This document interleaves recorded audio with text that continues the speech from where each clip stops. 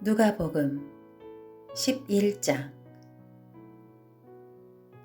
예수께서 어느 한 곳에서 기도하고 계셨는데 기도를 마치시자 제자 중 하나가 말했습니다. 주여, 요한이 자기 제자들에게 기도하는 것을 가르쳐 준 것처럼 주께서도 저희에게 가르쳐 주십시오.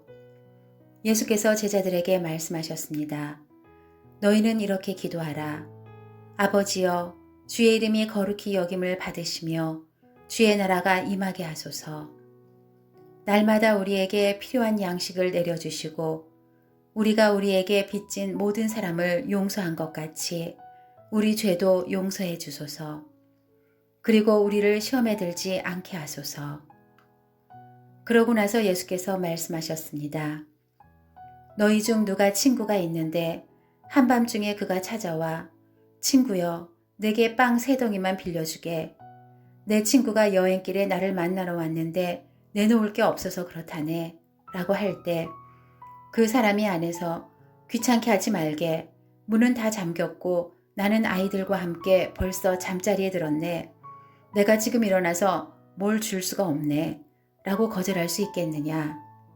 내가 너희에게 말한다. 친구라는 이유만으로는 그가 일어나 빵을 갖다 주지 않을지라도 끈질기게 졸라대는 것 때문에는 일어나 필요한 만큼 줄 것이다. 그러므로 내가 너희에게 말한다. 구하라. 그러면 너희에게 주실 것이다. 찾으라. 그리하면 너희가 찾을 것이다. 문을 두드리라. 그러면 너희에게 열릴 것이다. 누구든지 구하는 사람마다 받을 것이요. 찾는 사람마다 찾을 것이요. 두드리는 사람에게 문이 열릴 것이다. 너희 가운데 어떤 아버지가 아들이 생선을 달라는데 뱀을 줄 사람이 있겠느냐? 또 자녀가 달걀을 달라는데 정갈을 줄 아버지가 있겠느냐? 너희가 악할지라도 너희 자녀에게 좋은 것을 줄 줄 알거든. 하물며 하늘에 계신 너희 아버지께서 구하는 사람에게 성령을 주시지 않겠느냐? 예수께서 말 못하는 귀신을 쫓아내고 계셨습니다. 그 귀신이 나오자 말 못하던 사람이 말하게 됐고 사람들은 놀랐습니다. 그러나 그중 어떤 사람이 말했습니다. 예수는 귀신의 왕 바알세불의 힘을 빌려 귀신을 쫓아내는 것이다. 또 어떤 사람들은 예수를 시험할 속셈으로 하늘의 표적을 보이라고 요구하기도 했습니다. 그러나 예수께서는 그들의 생각을 알고 말씀하셨습니다. 어떤 나라든지 서로 갈라져 싸우면 망하게 되고 가정도 서로 갈라져 싸우면 무너진다. 사탄도 역시 서로 갈라져 싸우면 사탄의 나라가 어떻게 설 수 있겠느냐. 너희는 내가 바알세불의 힘을 빌려 귀신을 내쫓는다고 하니 내가 바알세불의 힘을 빌려 귀신들을 내쫓는다면 너희 아들들은 누구의 힘을 빌려 귀신들을 쫓아냈느냐. 그러므로 그들이야말로 너희의 재판관이 될 것이다. 그러나 내가 하나님의 손가락을 힘입어 귀신들을 내쫓는다면 하나님 나라가 이미 너희에게 온 것이다. 힘센 사람이 완전 무장을 하고 집을 지키고 있다면 그 재산은 안전할 것이다. 그러나 힘이 더 센 사람이 공격해 그를 이기면 그가 의지하는 무장을 모두 해제시키고 자기가 노력한 것을 나눠줄 것이다. 나와 함께 하지 않는 사람은 나를 반대하는 사람이고 나와 함께 모으지 않는 사람은 흩어버리는 사람이다.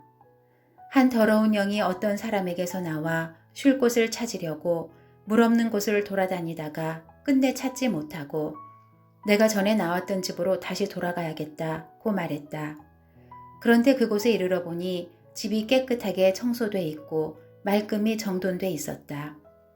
그래서 더러운 영은 나가서 자기보다 더 사악한 다른 영들을 7이나 데리고 와 그곳에 들어가 산다. 그러면 그 사람의 마지막 상황은 처음보다 훨씬 더 나빠진다. 예수께서 이런 말씀을 하고 계실 때 사람들 사이에서 한 여인이 소리쳤습니다. 선생님을 낳아 젖먹이며 기르신 어머니는 정말 복 있는 분입니다. 예수께서 대답하셨습니다. 정말 복 있는 사람들은 하나님의 말씀을 듣고 지키는 사람들이다. 사람들이 점점 불어나자 예수께서 말씀하시기 시작하셨습니다. 이 세대는 악한 세대다. 그들은 표적을 구하지만 요나의 표적 외에는 어떤 표적도 받지 못할 것이다. 요나가 니느웨 사람들에게 표적이 된 것과 같이 인자도 이 세대에게 표적이 될 것이다. 심판 때에 남쪽 나라의 여왕이 이 세대 사람들과 함께 일어나 그들을 정죄할 것이다. 그 여왕은 솔로몬의 지혜를 듣기 위해 땅끝에서 왔기 때문이다. 그러나 보라, 솔로몬보다 더 큰 이가 여기 있다. 심판 때에 니느웨 사람들은 이 세대 사람들과 함께 일어나 이 세대들을 정죄할 것이다. 그들은 요나의 선포를 듣고 회개했기 때문이다. 그러나 요나보다 더 큰 이가 여기 있다. 등불을 켜서 은밀한 장소에 두거나 그릇으로 덮어두는 사람은 없다. 오직 등불은 들어오는 사람들이 볼 수 있도록 등잔대 위에 얹어두는 법이다. 내 눈은 내 몸의 등불이다. 눈이 좋으면 너희 온몸도 밝을 것이다. 그러나 눈이 나쁘면 몸도 어두울 것이다. 그러므로 내 안에 있는 빛이 어둡지 않은가 보라. 만약 너희 온몸이 빛으로 가득하고 어두운 부분이 하나도 없으면 마치 등불이 너희를 환하게 비출 때처럼 너희 몸도 온전히 빛날 것이다. 예수께서 말씀하실 때 바리새파 한 사람이 자기 집에서 잡수시기를 청하자 예수께서 안으로 들어가 식탁에 기대어 앉으셨습니다. 그런데 그 바리새파 사람은 예수께서 음식을 들기 전에 손을 씻지 않으시는 것을 보고 놀랐습니다. 그러자 주께서 그에게 말씀하셨습니다.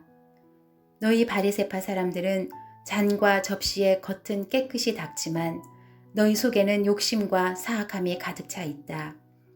너희 어리석은 사람들아, 겉을 만든 분이 속도 만들지 않으셨느냐?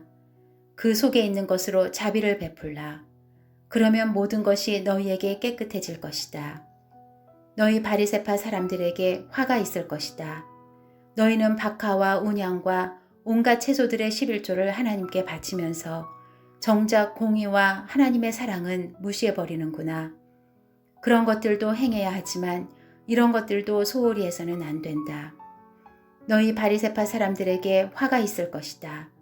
너희는 회당에서 높은 자리에 앉기 좋아하고 시장에서 인사받기 좋아하는구나. 너희에게 화가 있을 것이다. 너희는 드러나지 않는 무덤 같아서 사람들이 밟고 다니나 무덤인 줄 모른다. 한 율법학자가 예수께 말했습니다. 선생님께서 이렇게 말씀하시면 저희까지 모욕하는 것입니다. 예수께서 대답하셨습니다. 너희 율법학자들에게 화가 있을 것이다. 너희는 백성들에게 지기 힘든 어려운 짐을 지우면서 너희 자신은 손가락 하나도 까딱하려 하지 않는구나. 너희에게 화가 있을 것이다. 너희가 예언자들의 무덤을 만들고 있다. 바로 너희 조상들이 그 예언자들을 죽인 사람들이다. 그래서 너희는 너희 조상들이 저지른 일을 인정하고 찬동하는 것이다. 그들은 예언자들을 죽였고 너희는 그 예언자들의 무덤을 만들기 때문이다. 그러므로 하나님의 지혜도 말씀하셨다. 내가 그들에게 예언자들과 사도들을 보낼 것이다. 사람들이 그들 중 일부는 죽이고 일부는 핍박할 것이다. 그러므로 이 세대는 세상이 시작된 이래로 흘린 모든 예언자의 피에 대해 책임져야 할 것이다. 아벨의 피부터 제단과 성소 사이에서 죽임을 당한 사가랴의 피까지 말이다. 그렇다. 나는 너희에게 말한다. 이 세대가 책임져야 할 것이다. 너희 율법학자들에게 화가 있을 것이다. 너희는 지식의 열쇠를 가로채 너희 자신들도 들어가려고 하지 않고 들어가려고 하는 다른 사람들도 막았다. 예수께서 그곳에서 나오실 때 바리새파 사람들과 율법학자들은 예수를 격렬하게 적대시하며 여러 가지 질문으로 몰아붙이기 시작했습니다. 그들은 예수께서 말씀하시는 것에 트집을 잡으려고 애썼습니다.